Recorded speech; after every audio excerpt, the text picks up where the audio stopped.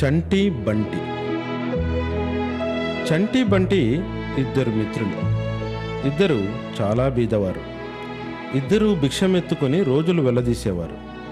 చంటి గుడ్డివాడు, బంటి కాలు లేని అవిటివాడు. ఇద్దరూ ఒకరికొకరు సహాయం చేసుకోకుండా ముందు కదల్లేరు. చంటి ఓ రోజు ఒక వార్త విన్నాడు. పక్క ఊళ్ళోకి సర్కస్ వచ్చిందని. చంటి బంటితో ఈ విధంగా అన్నాడు: మనం కూడా సర్కస్ను చూడ్డానికి వెళ్దాం. అక్కడికి ఎంతో మంది ధనికులు, దయగల హృదయులు వస్తారు. మనకు చాలా భిక్షం దొరుకుతుంది. అనగానే బంటి, మనం అంత దూరం ఎలా వెళతాము? నీవు గుడ్డివాడవు, నీకు దారి కనిపించదు. నేను అవిటివాణ్ణి, అంత దూరం మనం ప్రయాణం చేయలేం కదా అనగానే చంటి, నేను ఒక ఉపాయం ఆలోచించాను. నేను గుడ్డివాణ్ణే, కానీ నేను చాలా దూరం వరకు నడిచి వెళ్ళగలను.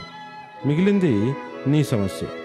నీవు అవిటివాడివి, కానీ నీవు దారి చూపించగలవు. ఇలా చేద్దాం, నీవు నా భుజాలపై కూర్చో. మనం పక్క ఊరి సర్కస్ వద్దకు వెళ్ళగలం. నీవు కేవలం దారి చూపిస్తే సరి. ఈ విధంగా అక్కడికి చేరేందుకు నీ కంటి చూపు, నా కాళ్ళు ఉపయోగపడతాయి.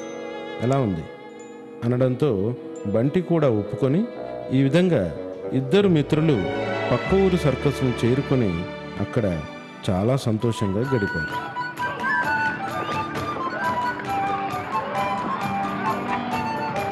మనం సహాయం పొందాలంటే ఇతరులకు సహాయపడాలి.